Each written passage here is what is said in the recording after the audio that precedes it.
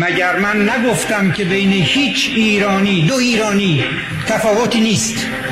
یا بنا باشد یا کارگر باشد یا زارع باشد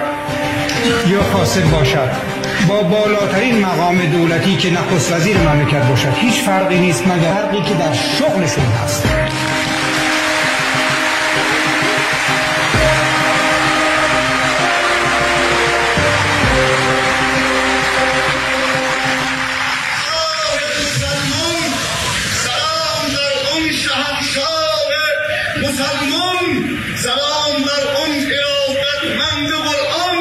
سلام بر اون خلوص صادقانه که داری تو به سلطان